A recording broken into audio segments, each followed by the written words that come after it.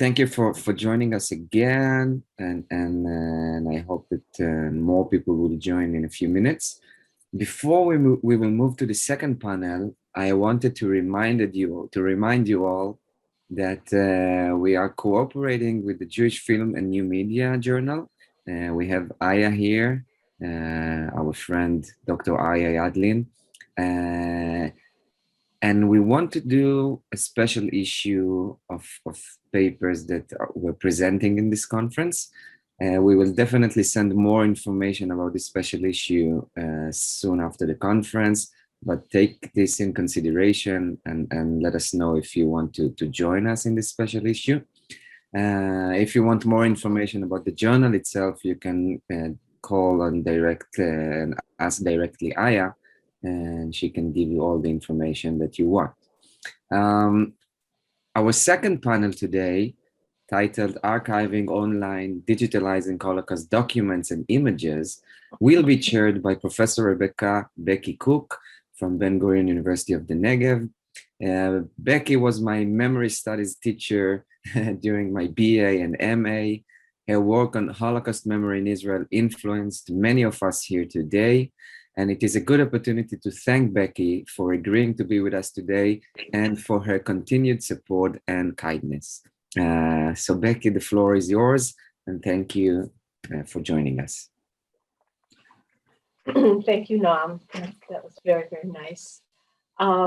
So anyway, hi everyone, and I'm very happy to welcome you to the second panel of the day, the fourth panel of the conference, actually the last proper panel of the conference before the roundtable in the evening. And as Noam mentioned, it's entitled Archiving Online, Digitalizing Holocaust Documents and Images. We'll basically go in the order that the presenters are written in the program. So we're going to start with Gregory Toth. Gregory Toth is the head of collections at the Wiener Holocaust Library in London. He is responsible for the management and development of the library's analog and digital collections, including setting and maintaining collection management policies and procedures, and establishing best practices and efficient workflows. Gregory Toth will speak today about building a path for digital discovery, transforming the Wiener Holocaust Library for the 21st century. Gregory, the floor is yours, and you have 15 minutes. Thank you so much indeed, Rebecca. And good evening, good afternoon to all of you, and thank you so much for inviting me. It's a pleasure to be here, and I'll be listening to your talks, and hopefully I will be able to contribute a little bit. Let me just share my screen with you. Yes, so when I was thinking to submit something, I was thinking that I think probably we're going to talk a lot about digitizing and the challenges, and I really wanted to focus on what are the lessons I learned as I put together a 5-year-old digital transformation project at the Wiener Holocaust Library where I work.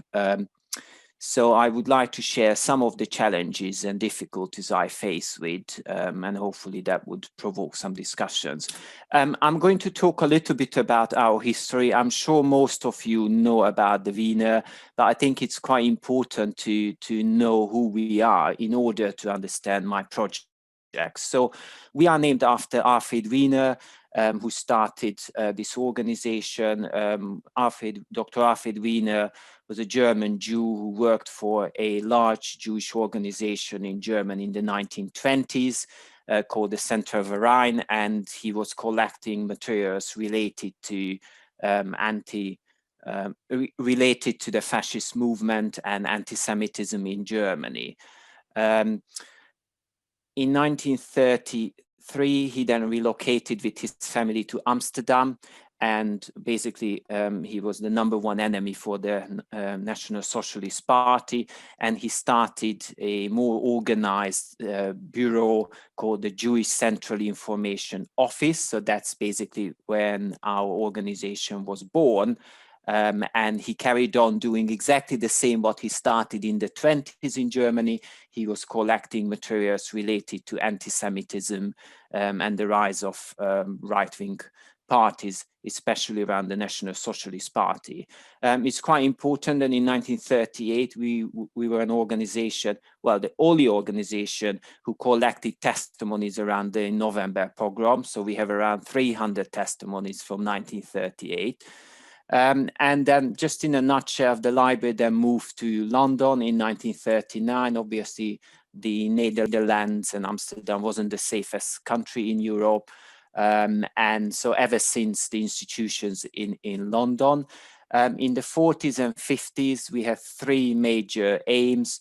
We assisted the prosecution of war criminals. So the library was specifically invited to the Nuremberg war trial, and we provided information because we had the information from the 20s and 30s. We helped thousands of individuals with their restitution claims in the 40s and 50s. And we were the very first institution, archive and library, who collected eyewitness testimonies in the late 40s and 50s. So this is the time when I'm gonna be proud of my organization. We were already collecting materials about the Holocaust before it was even happening, way before our established colleagues, Yad Vashem or United States Holocaust Memorial Museum. So we have a very important, very early collection from the 20s, 30s, and 40s. Jumping in time, in 2011, we moved to a new building in central London, and you see a description about our collection. So we have around 70,000 books and pamphlets, a huge amount of family paper and documents, a very large collection and periodicals, but all sorts of other press cuttings, posters, objects, digital collections, including we are the only UK institution who provide access to the International Tracing Archive. We also have exhibitions and outreach events, and we go out to schools and we run workshops and events. And I thought it's important to go through our history very quickly, because it's important to recognize that we are an independent charity. So we are not funded by the UK government. We are solely depend on individual donors supporting the institution. And we very much do exactly the same as Yad Vashem in Israel or the United States Holocaust Memorial Museum or many other Holocaust institutions across the globe. We have a small team of less than 20 people. So March, April 2020 last year, when we closed our doors the first time after the war, we had an increased amount of inquiries related to our collections, and people wanted to access our collection digitally. And then we realized that most of our collections are digitally not available. So I was tasked around May to put together a digital transformation project and come up with a project, an idea how we can make our collection more accessible, how we can scale up our digital activities. And of course, we've been digitizing like many of you. We have an in-house digitization station. A couple of years ago, we created a digital asset manager role. But it has always been on a very small scale, mainly because we are a small charity, and mainly because we didn't really have a framework how to scale it up. The pandemic gave us a motivation that there is no way back. We really have to scale up the digitalization. So in terms of thinking about a 5-year or, a 5-10 years long plan, digitization itself was quite easy for me to plan. We do know what collections must be digitized, whether for conservation reason, whether for educational reason or outreach, whether for access. However, what I argued from the beginning, and this is something I would like to share with you, is that digitization itself is not the key to everything. So I argue that we can't digitalize collections if they're not properly cataloged. If we don't have the relevant metadata, digitization itself is pointless. We're just going to create a huge amount of images. So in my project, I fought really hard and I incorporated project catalogers to come on board for the next 5-10 years, not only to address our backlog, but also to enhance our existing collection. However, this wasn't enough for me. I also recognized that if we start cataloging, preservation is equally important. We've got a lot of documents that needs mending, and they need conservation assessment before they go into the cataloging pipeline, and then they can be digitized. So I allocated a large amount of money for preservation. We all have to buy boxes and folders, and they cost a lot of money. So under the umbrella term of digital transformation, I actually incorporated a huge amount of resource for cataloging and equal amount of resource for preservation. But then I got to a point that this is going really well. I'm going to have a huge amount of newly cataloged enhanced collection. They're going to properly looked after, and we're going to digitize them, but how am I going to display them? So then I started to think about the last aspect of my project is to create a new catalog, a new discovery system that I just tend to call a one shop for all. I really wanted to have a really sophisticated I really want to have a really sophisticated catalog, very similar to what nowadays you see in higher education institutions, or in fact in Yad Vashem or many other institutions, where users will be able to search across many resources, whether that's moving images, archive documents, photographs, objects, and they will be able to search across all of these resources. So this is kind of the project. I was very glad to start the fundraising activities this summer. The money is immediately coming together, and I think that's because it's very much articulated as a digitization project. But actually for us archivists and heritage professionals, I think it's quite important to know that it actually has 3 other aspects as well. And I did recognize the danger that, I can go out to institutions, I can go out to wealthy donors. Will they give me support to buy archival boxes? It's less likely. However, if I focus on the access element and if I focus on the digitization element, probably people will be willing to support this project, especially in the middle of the pandemic. So the project came together. Money is now, the first 2 years we have raised enough money, and I am now in the process of identifying what we want to digitize, what we want to catalog, what we want to preserve, and obviously creating a sophisticated one shop for all catalog is a much longer process, but there are some really good examples out there.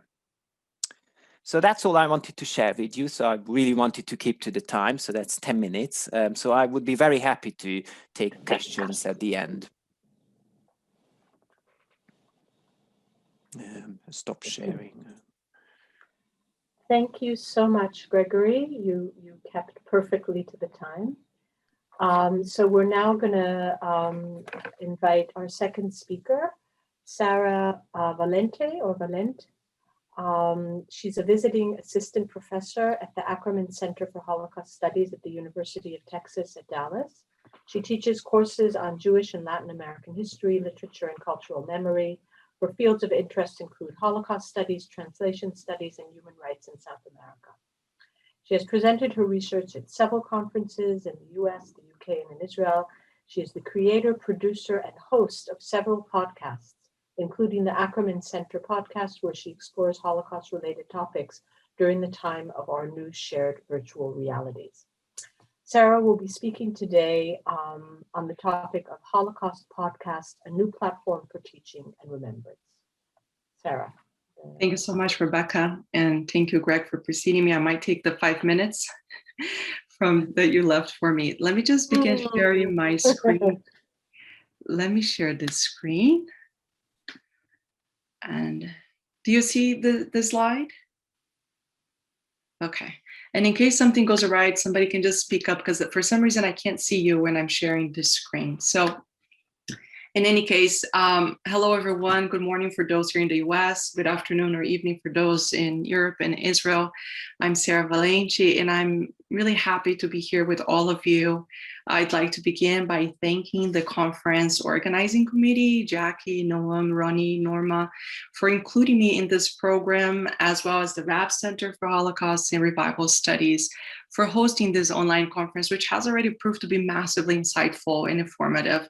So I'm really happy to be here to share with all of you about this podcast project, which I started in March of 2020. And so my aim is, with this presentation, is really twofold. On the one hand, I'd like to present to all of you the positive experience I've had with this creation of this podcast, as well as to propose that centers of Holocaust studies and research institutions and museums can and really should utilize podcasts as a new method for teaching about and as a tool of remembrance of the Holocaust as well.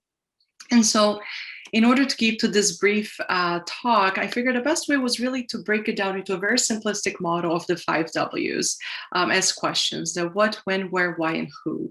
And so, as I already alluded to this, in March of 2020, right at the outbreak of COVID-19, we were told by our administration that our spring break would be extended by a week so that we could all figure out how to pivot our in-person classes to a completely online setting.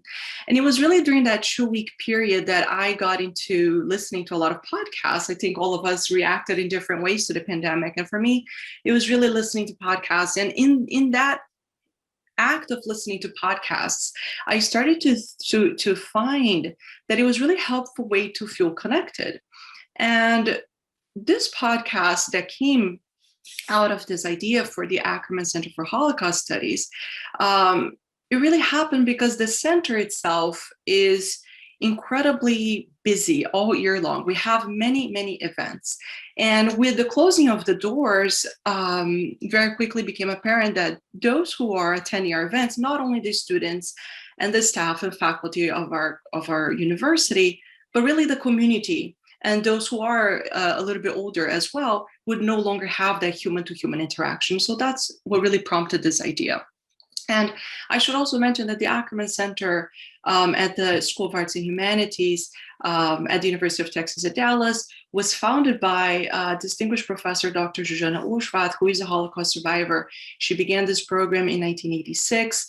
The center itself opened its door in 2011, so we're just coming at the 10-year anniversary. And the center really offers a multidisciplinary view of the Holocaust, with its central mission being that of teaching the past and changing the future. And so that was also what was really prompting this idea for the podcast, is that there should be a way for us to talk about Holocaust-related topics, from history to representation to memory, during this time of a new shared virtual realities. And so where did all of this happen?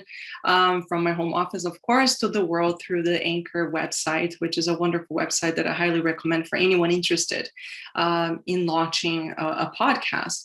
And this is broadcast on all platforms, on Spotify, Apple Podcasts, Google Podcast, as well as I then created social media accounts that would help us to increase our visibility, reach new audiences, and foster connection via Instagram and Twitter.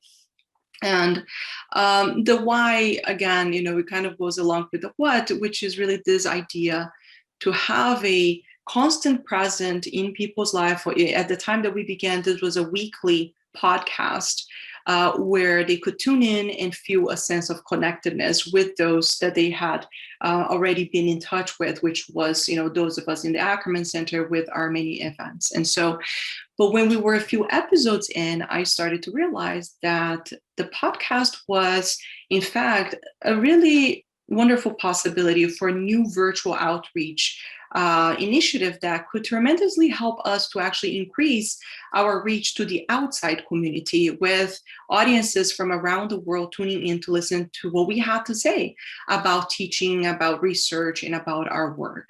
And early on, I invited the director of the center, Dr. Niels Romer, who also is the interim dean of the School of Arts and Humanity. And together with him, we began to record our episodes. And in front of you in this slide, you should see a little bit of chronology of events. You see the very beginning, which is the mechanics of it, really, just trying to figure out from the onset, having to learn how to actually do a podcast, what microphone to use, and how to record and edit episodes, how to write scripts for podcasts, all of these things that are kind of the behind the scenes that many people don't see. But in total, we started to do the podcast. And up until now, just so you have an idea, we have 31 episodes. The shortest episode is 15 minutes long. The largest is almost 2 hours. And I'll go back to this in just a moment. And the very first episodes, as I said, we launched it actually right after spring break. So April of 2020 is when we launched it.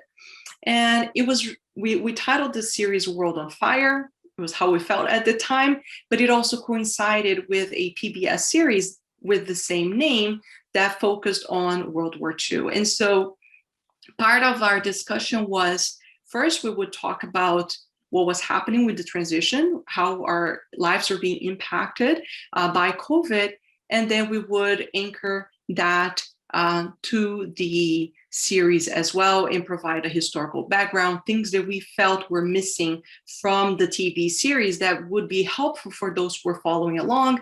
And we invited the audience to watch the series, and so they would watch and then they would tune into the podcast, and it was as if we were having this wonderful conversation together. The early on period, now we take this for granted that we are a year plus into this pandemic, and we're all very versatile in utilizing Zoom and online meetings. But at that time, it was, of course, everything was very new to us, and we were very much reflecting on how pivoting to online for our events, for our lectures, for our seminars, how that was impacting our reach to our community as well. And so, for example, one of the last events that we had was a translation workshop, which we host annually for Yom HaShoah. And last year, we had to have the very first one online, completely online. And so in the podcast, we featured the voices of the students and faculty who translated the poem into various languages. And so as a way of, maintaining that contact with our community. Now, as an illustration of the practical uses of a platform like this that allows us to actually connect and engage with others outside of our bubble, came the New Connection series, which is through social media. We found some partners who wanted to be featured on our podcast. And so we gained new friends that we met in directors of Holocaust centers around the world, that we had wonderful conversations to also learn what it is that they were doing during COVID pandemic. How was that impacting their work in Holocaust studies at that time? And then, and I know I'm going very quickly here, so I apologize for kind of running through all of this, but very quickly in the summer of 2020, as you might recall, besides the pandemic, in the United States, that coincided with a very intense public debate and demonstrations for racial justice following the murder of George Floyd.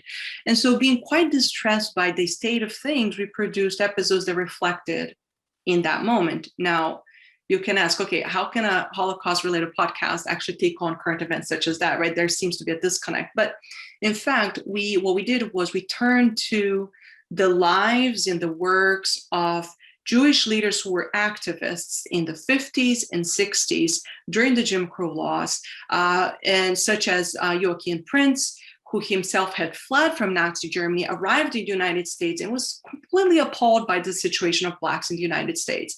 And so we turned to him and we talked about his work, and we talked about the ways in which, social justice is very much part of us understanding something about what happened during the Holocaust as well. And so this gives you a brief idea about how we organized that summer the social issues series, and it included much more than this. It also coincided with some really important Supreme Court cases here in the United States for LGBT rights. And so in that episode, we discussed about LGBT persecution during the Third Reich.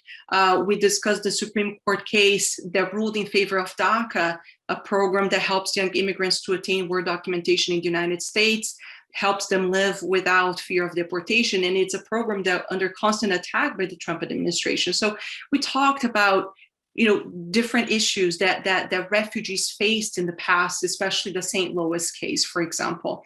And so all of this brought us to a point in the late summer, early fall of 2020, where the podcast was gaining some traction. And we had an idea to actually start looking at our community and in find the voices of those who wanted to share about their experiences during World War II. This, of course, being anchored on the initial idea of World on Fire that provided the history of the war, and there were many things that were missing. So we said, okay, why don't we actually look at the people who we know, who had a firsthand experience, who can share their stories. And so one of the most listened to series is actually Portraits of World War II, which really helped us to use this platform to create Holocaust memory, allows easy access to the narratives of survivors in a way that other databases not so easily provide that kind of access to listeners. And so in this series of Portraits of World War II, we featured longtime professors at the university who had firsthand experiences. They reflected on their lives, their childhood, how they ended up in the Dallas area. And these are, of course, professors who made invaluable contributions to their respective fields. And so this was really well received by the community as well. And it really helped us to start thinking about creating a very structured and almost scripted type of podcast for the second series. Now, the second series, the second season happened now in the month of January through May. We just finished the second season. And when I was devising this plan for the second season, what I really wanted to explore was the possibility of using the podcast as an educational tool. So ways that I could tell my students, for example, to tune in to a specific episode and they would learn something that was additional to the classroom, additional to what we were learning in the classroom. And so the idea came for a year in the Third Reich. Each episode deals with a specific year, starting in 1933 with the Reichstag fire, the Enabling Acts, and it goes all the way to 1938. That's where it ended, right before the outbreak of the war. And it provided the students and anyone who listens to it with a very different approach, which is without hindsight. So talking about a specific year, the way that things were happening at that year, with primary sources that we created a guide that people could look into, and they could learn something about that time as if it was happening right now. And so that was the approach that we took. And that brings us to, the end of the how of the podcast. And here in front of the screen, you can see a few of the visuals that were created early on for the podcast. These are the visuals that are available on our social media websites. As I mentioned, the podcast featuring the professor's voices gained quite a bit of attraction in our local community. It was featured in the university magazine. Ways in which this podcast has also been helpful in providing opportunities for learning is that in the last episode of season 1, I invited one of my PhD students who had done an incredible final project for my class that I taught on women in the Holocaust, and she created original poetry. And so I invited her to feature her work in the podcast. And through that episode, the Dallas Holocaust and Human Rights Museums listened to it and invited us to recreate that podcast to a live audience. And so we did this 2 weeks ago. The video is already up on YouTube and has garnered almost 500 views. And so with this kind of transcending from the podcast to virtual events to being available online, we can see how this kind of platform really helps and supplements the work that we do in person. And as we go back in person, I think this will be something that actually continues to happen in a much broader scale as well. As I mentioned in the second season, we provided primary sources guide. So I know this is all very small on the screen in front of you, but this is all available for you to download on our website if you're interested. But this provides, primary documents, newspapers, images, pamphlets, maps, anything that goes along with what we are focusing on in that specific episode. So it's really expanding that idea of the educational abilities of the podcast. And so coming up here in my 15 minutes, I just want to give you an idea of our reach. I'm happy and pleased to say that we have reached over 2,000 listeners in almost 30 countries around the world. And we will continue to do this work because I think when we think about archiving online, which is the title of our session here today, I think developing high quality podcasts at the time, of course, we didn't know this, but in some ways it has also provided us almost like a catalog of what was happening at the time, especially as an institution, as a Holocaust center, how we were changing the ways in which we taught, the ways in which we held lectures and seminars and events that will actually contribute for, years from now, when we look back and listen to what was happening, this will provide for us kind of like a catalog of what was happening at the time. And so it really creates this platform for education, for remembrance, for sharing of ideas from the past that can really help us in the present time. And I think at least, for those who have given their feedback, I think it has been embraced really well in that sense, that it provided that initial idea of creating connectedness amongst the community, as well as education and providing additional information for them. And so I'd like to conclude by inviting all of you to listen to the podcast. I would love to hear feedback and suggestions from all of you. I invite new friends as well if you would like to be featured in the podcast, so that we can always continue this discussion about how to promote solutions to the challenges of Holocaust memory and education and remembrance in the 21st century. So thank you all for listening, and I'm sorry if I went a little bit too fast. I was trying to keep to the time here, but thank you so much for listening. Thank you, Sarah. You did very well, and it was really, really interesting. I'm definitely going to look it up. Thank you. Okay, our next speaker is Orit Miller-Katav from Ariel University.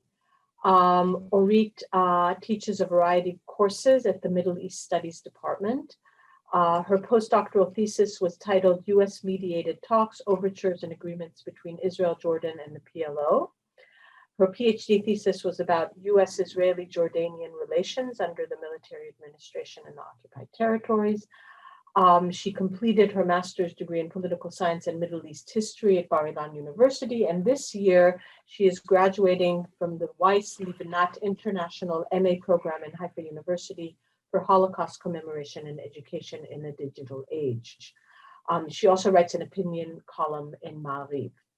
So she's very interdisciplinary. And she's going to speak today about the Eichmann and Demjanjuk trials as presented in Israeli museums. Orit. Thank you.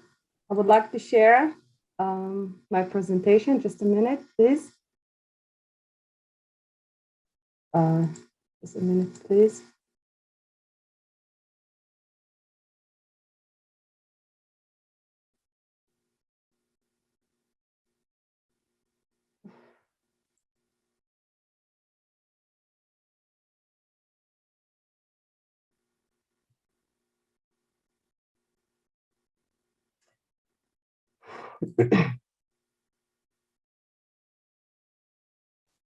I'm very sorry, just a minute, please. Something is wrong here. Azri, is she co-host?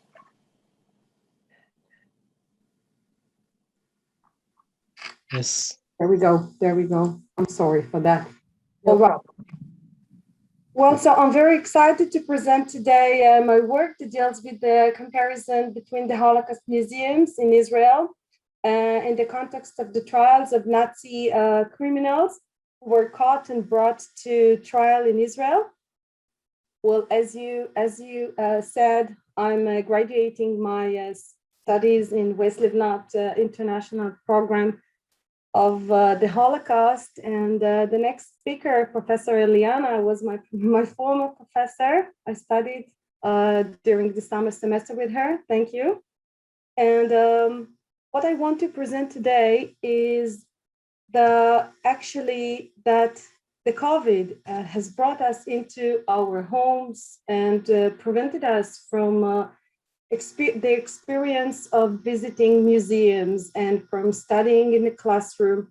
And I actually chose to explore the possibility that COVID brought into our lives, which actually make us to start viewing the exhibitions in a digital age and start to visit the exhibitions online. And this is what I studied, and I wanted to see if students from all over the world and from Israel can be exposed to exhibitions in museums and learn about the Nazi trials, even if they are still at home in a distance classroom, but still to be exposed to the information.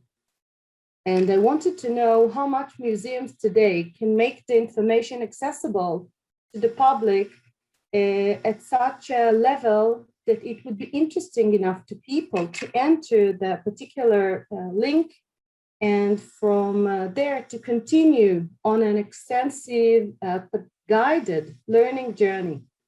And this is what I actually chose to show you today.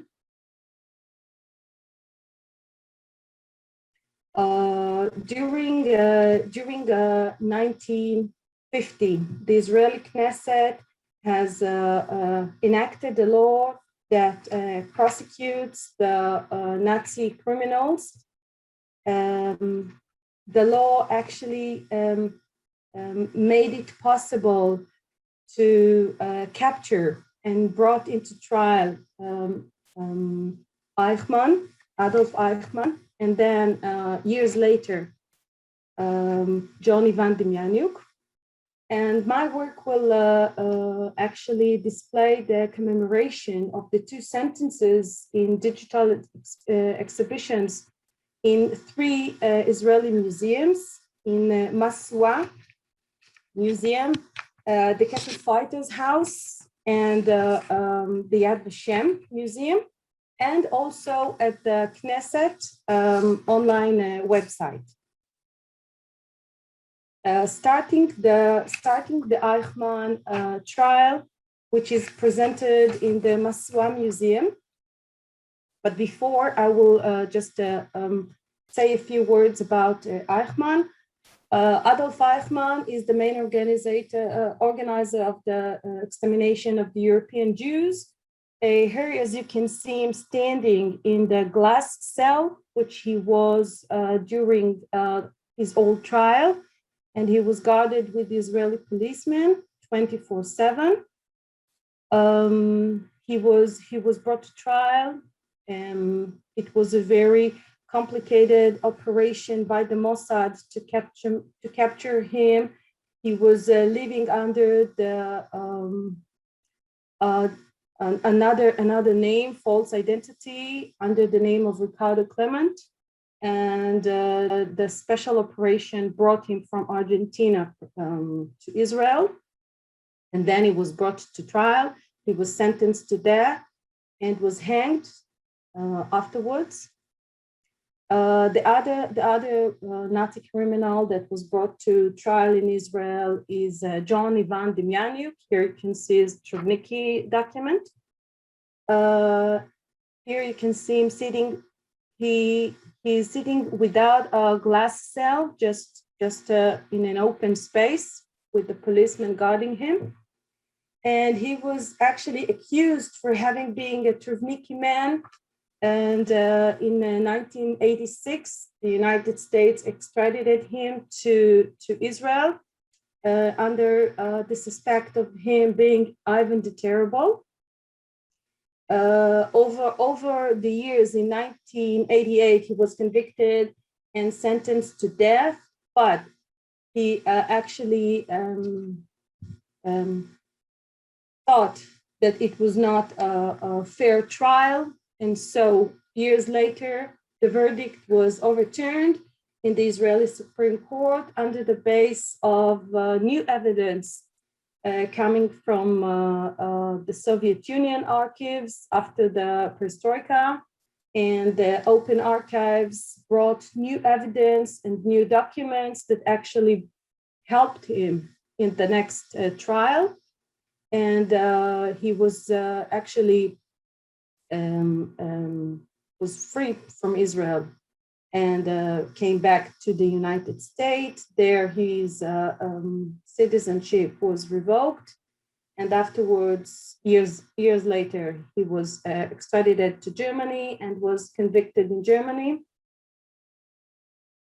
Now, watching the museums in Israel, when I started entering the museum exhibitions, it was like entering a restaurant, actually, and watching a menu, because starting to pushing all those buttons and all the links, you can never know what you actually get at the end. And so it was very interesting, and I actually got very addicted to it. I started watching and learning all the Holocaust museums about looking after the trials. And actually, this works deals only with the Israeli ones, but I will expand my research at other museums and looking after other exhibitions. And talking now about the Masua exhibition. The exhibition is called 6 Million Categories, the State of Israel versus Adolf Eichmann. When you enter the site, it's like you're entering your grandma's living room. It's very old. It has furniture. It has an old TV set, a radio. And whenever you push one button, you push on the radio, you can hear the broadcasts from the trial. When you push on the TV, you can see the video clips. And also there's a wrapped newspaper at the side. And so when you push on the newspaper, it actually opens up a wide of newspaper clips from all over the world, telling about the trial in all sorts of languages, French, Hungarian, German, all foreign languages actually. And it's very interesting to see how this trial is being presented and followed in other countries other than Israel. As for the Demjanjuk trial in the Masua museum, there's no information about the man, about his past. I also looked after the name Ivan the Terrible. There is no information as for that.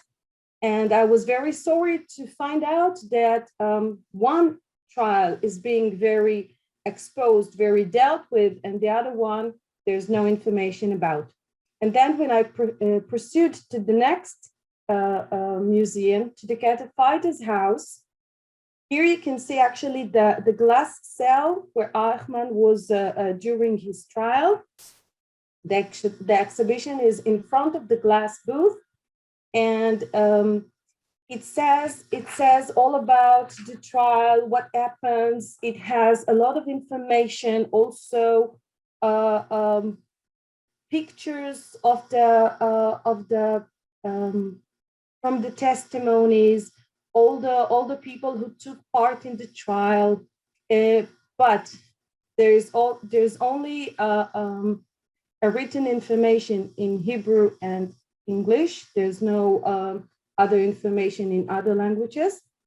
And the web page is divided into two. Next to the explanation of the 3 elementing images of the click, you can click a button and you can find information about the quotes of the testimonies, pictures of people who took part in the trial from the the first one and the other one. And also, when I looked for information as for the Demjanjuk trial, there was no information about his trial, but there was a link to Professor Tamir Hod about a book he wrote, and there's a lecture there that you can hear and listen about his trial, but there's no exhibition, unfortunately. Moving to the Yad Vashem exhibition, well, there's an online permanent exhibition displayed on the Yad Vashem website under the category After the Holocaust, which means there's plenty of information and research over the website, and the main exhibition pages presents over here you can see the illustrated picture of Eichmann in the glass cell during the trial, and next to the illustration there's a quote. There's a quote of 6 million categories are standing here at this time. The page invites the visitor to skip and visit 11 different windows by clicking them, and it shows the events surrounding the Eichmann trial, which means Adolf Eichmann resumed, Adolf fled to Argentina, Operation Eichmann, Eichmann's location in Argentina, Eichmann perception, public opinion in Israel and around the world, preparations for the trial, witnesses at trial, proof of guilt, sentence trial in Israel, the consequences of Eichmann trial, and the perception of the Holocaust in Israel and around the world, about the sentence. And Orit, you have 2 minutes. All right. Also, thank you. Also, looking for the Demjanjuk trial over the Yad Vashem museum. There is no exhibition, only a link to other information, mostly on Google. Well, I will say now that at the Knesset website you can find information only about the Eichmann trial as well, but no exhibition about the Demjanjuk. And to sum up, I will say that there is a saying here in Israel that we do not miss an opportunity to miss an opportunity.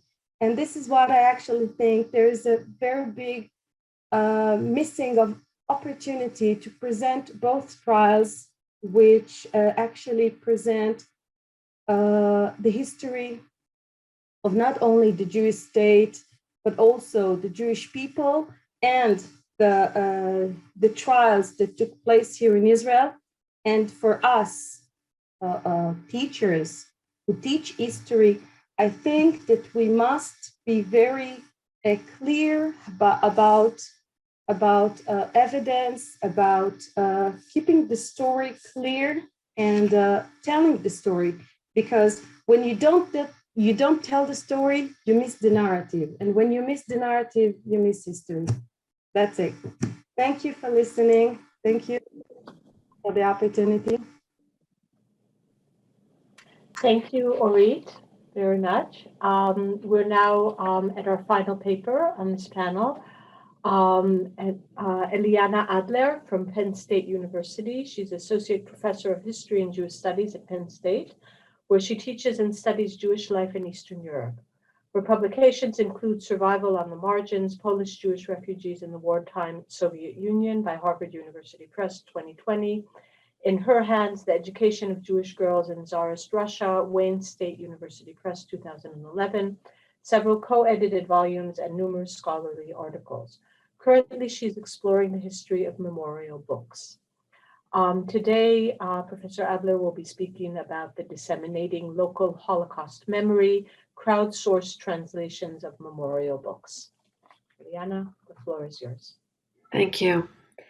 And thank you to everyone organizing and taking part in this really wonderful conference. So you can see my screen, yes? Yeah, okay, great. This paper is part of a larger study of Yizkarbücher memorial books. I hope to study the volumes, their development over time, their contributors, and their content. Today's topic is about their afterlife. Post-Holocaust Yizkarbücher for destroyed Eastern European Jewish communities emerged immediately after the war. They had precedence in Jewish literary culture, but quickly developed enough of their own characteristics to count as a separate genre. This form of memorialization peaked in the 1970s and has been in a slow decline since. The readership and relevance of the memorial volumes also appeared to be diminishing until fairly recently. Yizkarbücher are one artifact of the memorial culture of East European Jews after the Holocaust. Like the physical monuments and memorials erected on the sites of mass murders and in Jewish cemeteries and communal sites in Israeli and diasporic Jewish communities, and like the yearly meetings that were held to commemorate the final days of various Jewish communities, the memorial volumes were meaningful chiefly to the generation of survivors. By dint of editorial choices, including multivocality and the languages of composition, the Yizkarbücher were composed and produced for the needs of the survivors and refugees. As evinced by how many appear alongside survivors in their video testimonies, they were truly powerful as memorial sites and as historical and cultural sources for that generation. However, the enormous and somewhat enigmatic tomes mostly sat on their children's shelves unopened afterward. Even scholars have often eschewed these amateur amalgams. Jan Schwartz has pointed out that in the United States Holocaust Memorial Museum's library, the Yizkarbücher are kept in a separate locked case, more like a memorial display than an active resource. And the same is true at Yad Vashem. Yet, within the past couple of decades, the Yizkar books have seen an online revival. This began not so much with the digitization projects of the New York Public Library and the National Yiddish Book Center. On the whole, these efforts only made it easier for scholars to access the rare volumes. Rather, it was their rediscovery by Jewish genealogists that brought the Yizkarbücher to a new audience. But in order to make them accessible, parts of them, or all of them, had to be translated, and that's my focus today. I'm fascinated by the process of translation, both literal and cultural, that takes place when volumes written in Jewish languages for survivor and refugee communities are uploaded onto public websites in English. What gets translated and what does not? What sort of cultural translation had to accompany the words? What are the priorities of today's Jewish genealogists, and how do these relate to those of the book's composers?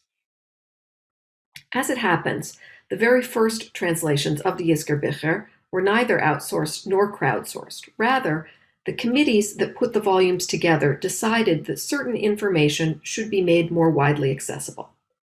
Generally, this was not the case with the very first memorial volumes. Those first ones, published in the 1940s, consisted almost entirely of necrologies. However, as the books expanded to include multiple Holocaust testimonies, documents, poems, photographs, maps, reminiscences of the pre-war period, historical essays, and other material, some committees decided that a portion of the content should be available in English. Pinkas Zaglembia, for example, was printed in Tel Aviv, but with the main editorial committee in Melbourne. The Yiddish section of the book takes up 500 pages. This is followed by a Hebrew section of approximately 100 pages. There's no overlap between these two sections. The 80-page English section at the back of the book, however, is made up entirely of translations from the Hebrew or the Yiddish texts. This is a carefully curated selection of what the Australian offspring, who could not read the original, ought to take from the book. Although the volume doesn't have a table of contents for the English section, this listing from the Jewish Gen website shows all of the articles in it relate to the Holocaust. In the Hebrew section, and especially in the Yiddish section, the bulk of the book, a great deal of space is devoted to pre-war institutions, personalities, history, legends, and literature. What makes the decision to populate the English section only with Holocaust material particularly odd is that the Yiddish introduction to the book suggests a different course of action. Here then is the first type of translation of Yizkor Bicher that took place. The book's editors, while claiming to want to pass on a taste of their hometowns to their children, often fed them only with images of loss and destruction. But in any case, the children were generally too busy, leaving behind their greenhorn roots and becoming proper Israelis, Australians, Americans, to pay attention to the massive tomes that their parents treasured. Volumes largely lay dormant until the next phase of translation began. According to Jewish Gen's website, what became the Yizkor Book Project was an entirely grassroots effort. It began in the early 1990s with various people using the site to find out if anyone had translated part of the memorial volumes that interested them. Over time, as legal hurdles were overcome and technology improved, a separate project was carved out in 1998, and people could post translations of parts of individual books. The very first item to be translated from each book are the necrologies and the table of contents. After that, the volunteer project coordinator assigned to each book can dictate the order, although they're discouraged from having only articles related to their own family or their pet interests translated. For my initial research, the only commonalities that I can point to among the partial translations are that more Holocaust materials have been translated than pre-war life, and that more material from Hebrew has been translated than from Yiddish. The proportions vary by book. The site also offers a list of professional translators for people to hire. People can also submit their own translations or those of friends and family members.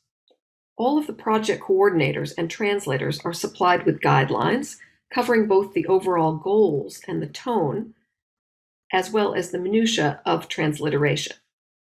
The volunteers who run the site make sure that what they're uploading is in proper English, but they cannot actually vet the individual translations. So that was the task that I set myself. I spent the past few weeks on the Jewish Gen and the New York Public Library sites comparing translations to original texts, and I did not find what I was looking for.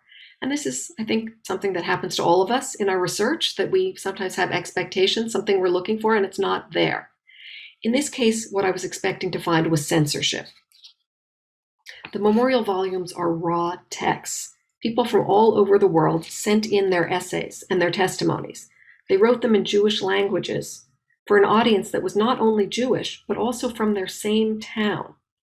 Frequently, they wrote about Holocaust perpetrators by name and using offensive and dehumanizing language. This is no longer politically correct, and I imagined that the Jewish Gen translators and coordinators would choose to excise, or at least blunt, this sort of sentiment. Yet, again and again, in each of the books I looked at, these sentiments and idioms were retained. No one at Jewish Gen made an effort to change the thrust of the language of the testimonies. Instead, the changes I found were more subtle and had more to do with cultural connotations than with direct translation. And to show you what I mean, we'll look at one particularly rich selection from Sefer Yizkor Gonyadz. On page 721, Avraham Yaffe of Tel Aviv describes the burning of the ancient town synagogue on Rosh Hashanah 1939.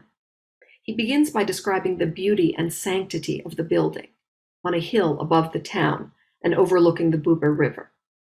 From its perch, the synagogue narrowly avoided ice flows, lightning strikes, and a massive fire during the First World War. But then came the next war. In this first excerpt, From the Hebrew on one side and the online translation, we see, first of all, that the hatred and the insults are preserved. One might quibble with the exact words used, but certainly the way that the Germans are described, it's strong language. The next sentence, however, misses the play on words that's so obvious in the Hebrew. The doubling of, I think you know what I mean here, Yamim Noraim, the days of awe here in the Hebrew is, I'm not suggesting that there's necessarily a better way to translate it, but that something is lost. The weight of the high holidays isn't there in the same way. And this is even more evident when it comes to Yom Kippur. So he continues the story. And the Hebrew in this section is, and I know probably half of you here read Hebrew, and we won't go into all the words, but the Hebrew is suffused with words, images, and lines directly taken from the Yom Kippur liturgy. The original intended readership were supposed to recognize the language, hum the tunes, feel the symbolism. The translator, however, basically gave up on trying to capture any of that context. After providing a very rough translation of the quotation that appears in the midst of the text, she goes on to paraphrase the final line. The first quote comes from the depths of the Musaf service on Yom Kippur. The congregation at that point has been totally broken down, reduced to worthless sinners in preparation for the reintroduction of hope via repentance, which is yet to come. They have nothing left, and they feel their way in the darkness, which is captured well in the quote from the prayer book here, and less so in the Hebrew translation of the Yizkor, in the English translation. Interestingly, though, you'll see that there's a line missing in the Hebrew. Yafeh could not bring himself to include the line that people would prefer death to life, because, of course, the people he was praying with on that day died terrible deaths. So there again, he expects his readers to see that that line is missing and to understand that he's made an editorial choice there, which the readers in English would not know. The final line of his story about the synagogue, almost every phrase harkens back to earlier traditional sources. The exact words used to describe the tears, the destruction, and the majesty are all heavy with meaning. And this, of course, is common in certain styles of Hebrew writing and difficult to accurately translate without a flurry of footnotes. One can understand why the translator might avoid this morass. What is strange, though, is the decision to translate the very specific Ubeseder HaAvodah, which is talking about a particular point in the Musaf service, a dramatic and a dynamic part, with the more general during the prayers. Even an English reader somewhat familiar with the high holiday traditions is thus robbed of the feeling conveyed by the Hebrew text. Crowdsourcing translations yields mixed results. This is only one example. There are translators who do a better job of capturing the nuance of the language, as well as some who are even less successful. On the one hand, one might conclude that this sort of translation is appropriate. After all, most of the visitors to Jewish Gen are looking for genealogical information. They want names, dates, places, first and foremost. And they're doing searches to find those. For them, the location of the synagogue and its history are more important than the literary flair of the author of this one article. Indeed, we might even suggest that the uneven translations are sort of a continuation of the ethos of the Yizkor themselves. The original volumes were messy, with different voices expressing divergent views of the towns. Sometimes there's repetition, sometimes contradiction. Gali Drucker Bar-Am has referred to this aspect of the books as their anthological effect. She writes, and I quote, "By invoking shared and sometimes competing memories, symbols, and mythos of a collective and reconciling them, and in this manner inventing tradition, they shared as a creative tool for communal preservation in the face of trauma that threatened cohesiveness, the endurance, and sometimes even the very existence of Jewish collectives." This anthological effect, or put less elegantly, this disorderliness, is what gives the Yizkor their unique character, and it extends into their digital afterlife. Moreover, these factors may make the memorial books particularly suitable to the digital medium. In a certain sense, one might even say that they presage certain concepts, such as virtual communities and crowdsourcing. In her dissertation about Jewish identity online, Rachel Leah Jablon suggests that Jewish genealogical sites allow for the formation of virtual communities, not only with others from the same town or similar interests, but even with deceased ancestors. On the other hand, something is lost when there is no effort to retain the cultural idiom of the source text. That very multivocality, which lends itself so nicely to the online setting, contains the keys to understanding the communities that once functioned in these towns. When we flatten out their stories, seeking only the concrete facts, we risk missing their depth and complexity.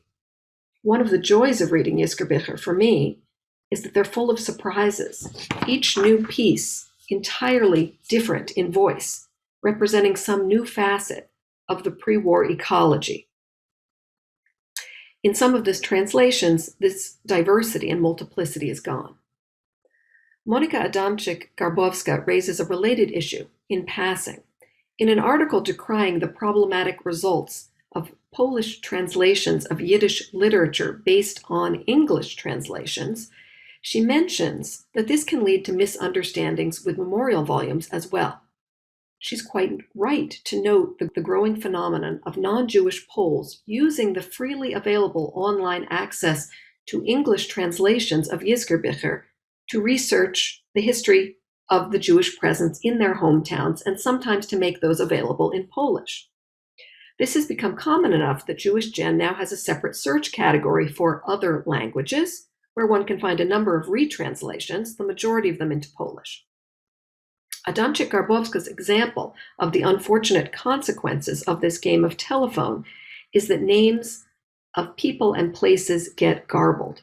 From her perspective, this is particularly unfortunate because it further exoticizes the Jews, already viewed from a great distance. In many cases, the original articles in Hebrew or Yiddish included the name of the individual spelled in Roman letters and in Polish spelling as well. However, by the time the Hebrew or Yiddish version of that name was transcribed into English and then translated back into Polish, it ended up looking foreign instead of familiar.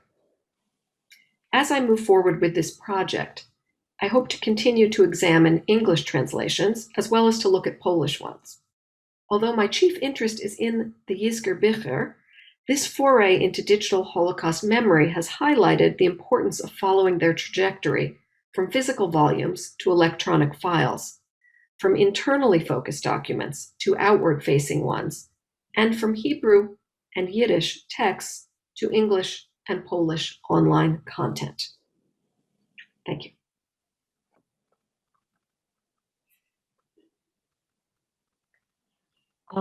Thank you very much, Eliyana. That was fascinating. Thank you to all 4 participants for very interesting and stimulating presentations. We have 20 minutes for discussion and questions. If you'd like to write them in the chat, or you can just kind of jump in.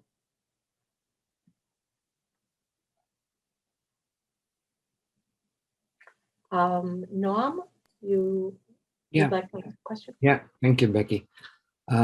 My question is for Sarah, but I guess it's also questions for all of us here in the conference. First of all, thanks for this fascinating presentation, and the project looks very, very interesting. But I wonder if we really can address a podcast as a new media. It is definitely in the digital sphere. It's definitely connected to the internet, but it's not a new medium in the sense that it's not interactive. The audience cannot influence the content. It's a traditional way of disseminating messages from the message sender to the message audience at the end of the spectrum. So first of all, maybe correct me if I'm wrong. Maybe you think that there are specific features in the podcast that are different than other mediums that can be used to disseminate messages. But if not, maybe we should rethink about our understanding of the digital in the sense of Holocaust commemoration. Maybe we should not speak about digital as digital, but maybe we should start look for interactivity. We should start look at the embodiment, as Vicky suggested at the keynote. So I'm not sure it's a question, but it's more a comment about what's new in this new media. So, and I completely see where you're going with this, and I think that that was something that we felt, especially after the first season. In a way, it allowed us in that moment, right, where everyone was having to pivot to online, all of a sudden everybody's in isolation, and so in some way it created a kind of connectedness. There was no interaction in that sense of real-time interaction where the audience of course can't interact with us, but the feedback that we heard, especially from those who were part of the community, who were interacting with us on a weekly basis, let's say in our events, that they felt as if we were all together in the same room. So there was a bit of this that happened in that initial moment. Now, as time waned, what we started to realize is that it would make more sense to utilize this much more as kind of a additional educational tool, such as with the primary sources, so that this becomes very much kind of what you were saying, right? In that sense, almost as if there's a lecture that the student's listening to, they can look at a manual and things of the sort.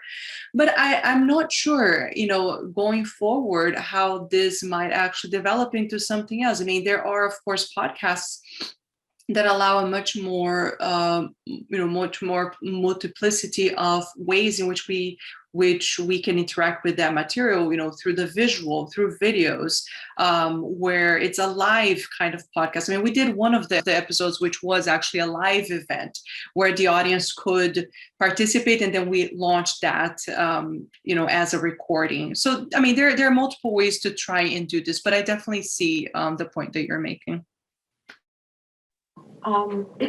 Jackie and then Tali. Thank you. Thank you very much for all these talks. I want to address my comments to Eliyana.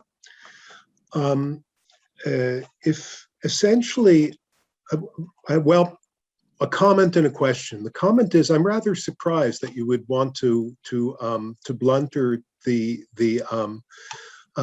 insults, perhaps, or the language of the survivors in the name of creating a uniform, a kind of political correctness, especially if these documents are as eclectic, and you have a desire to preserve, the nuance that's there.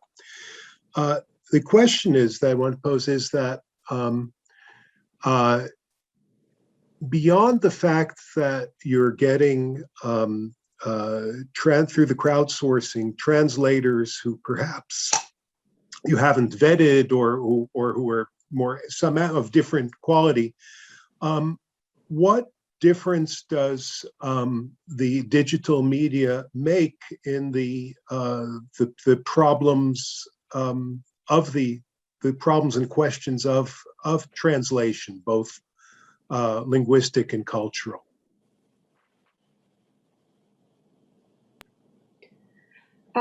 Thanks. Yeah. So in terms of your comment, it wasn't that I didn't want to myself blunt them. I wanted to expose that it had been done. That is, I expected it to be there. I expected that people, even unconsciously, I mean, some of the words used are very, very terrible, but it's all there. It's right there in English. And I just thought that people would want to kind of sweep that away. And I was interested that they didn't. Your question is a good one. What's different about this? And I guess to me, what's different about it is only just the wide exposure. Like, there have been some translations that have been now published. So an entire Yizkor book published in English. But that's mostly going to be purchased just by a handful of people who are interested in that little town.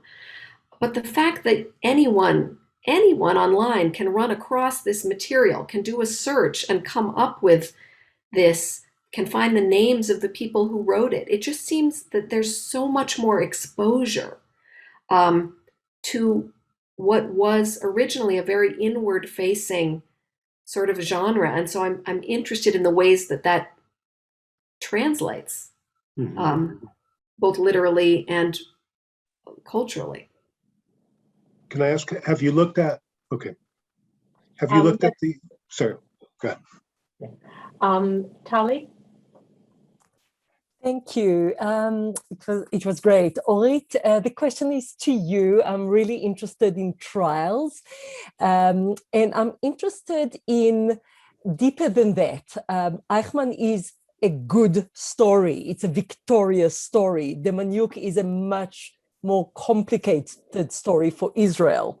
The wrong accusation, putting survivors that had, Alzheimer, lots and lots of complicated stories. Do you start looking at that, the why? For example, Katav trials in no exhibition. So I'm quite curious at not only the how, but why not? Yes, thank you for asking. And I would like to make a correction about something I wrote wrongly at the presentation. I would like to refer to the prosecutors. As we saw, and as I actually looked into the museum's exhibitions, yes, there is a lot of explore and a lot of information about Eichmann, because, as you said, there's a lot of victory around it, and a feeling of kind of fulfilling, vindictive kind of feeling. But as for the Demjanjuk trial, it was a case of, at first, when they convicted him, it was a kind of glory. But then afterwards, when new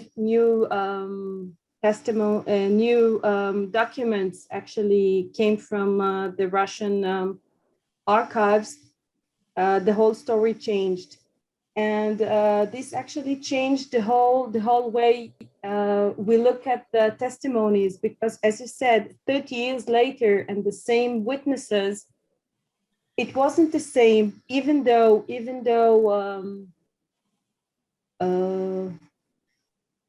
he was actually leaving Israel as a free man. It was, as the judges wrote, it was not a complete trial, because he was a man who did not take part at the war, because he was a man he was a Wehrmacht, in the Wehrmacht, but that was not the trial. Why we forget, why we don't want to talk about it? Maybe because of all the feelings it brings in, and maybe because of the feeling that he left the country as a free man on El Al plane, living back to the United States, going back to be a free man. Maybe the feeling that it brings out makes us want to forget it. But in a historical point of view, I think that's wrong, because we have to learn, we have to remember not only the good trials, but only the bad ones, and to study from it and to learn from it for the future. Thank you, Orit. Jean-Pierre, you'd like to make a comment? Yes, I'd like to address Eliyana's talk. It turns out that I'm a co-editor of one of the score books. And there are a few elements shortly I would like to show. First, you mentioned that some of the score books were published online and are published now, as this one, for instance, as books. So it's quite interesting to see that there is a back and forth movement between going digital and still having the need to recreate something you can take as a real book. That's the first element.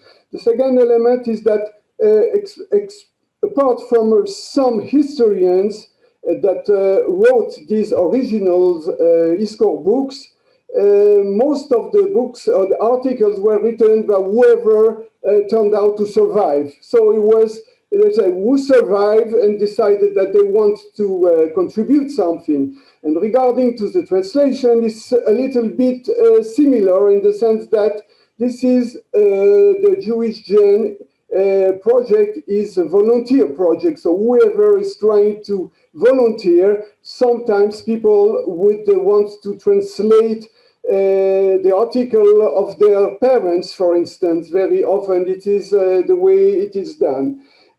Now, a few remarks maybe that are interesting. For instance, the book I showed was first edited in 1962. And you could think that since 1962, we know much more about any Jewish community. And at this time, there was, for instance, so far, no trial to add some existing material by historians that was created over the 50 years or more, actually, since the book was first published. I want to stop because I don't want to take too much time. Thank you for your work anyway.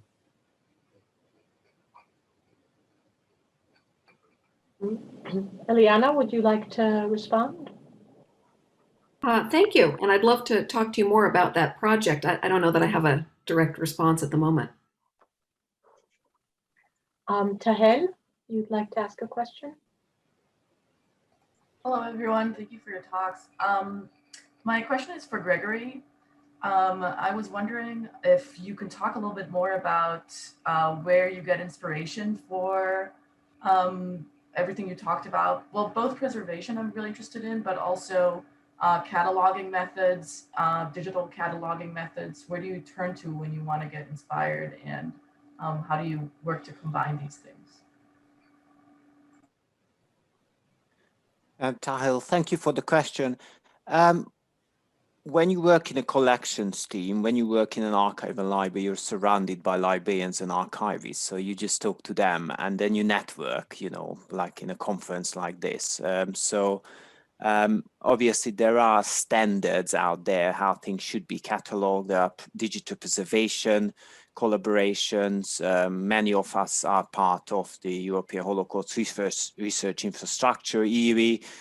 So I think the inspiration often comes from colleagues and can often come from your own colleagues because they know what they want.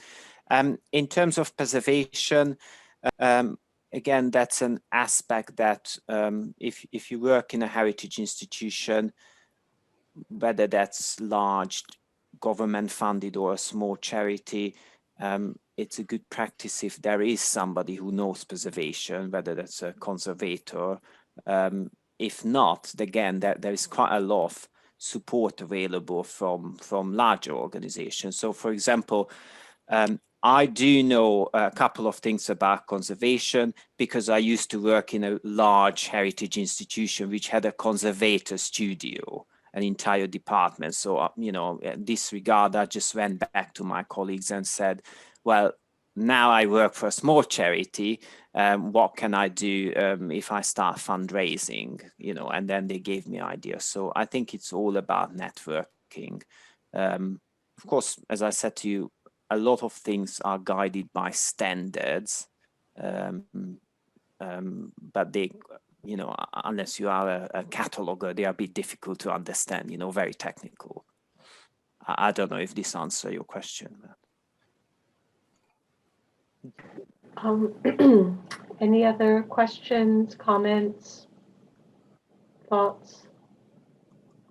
Jackie, I'm sorry I cut you off. You have time now to follow up. It's fine. Okay, so thank you all for a fascinating panel. I think it was a great final panel for the conference. In 15 minutes, we will reconvene for the final roundtable, the concluding roundtable. And I assume that this Zoom room is going to remain open for people who would like to stay here and chat. Yep. Right? Okay. Yep. So thank you very, very much for the presentations and for the great questions, and we'll see you soon.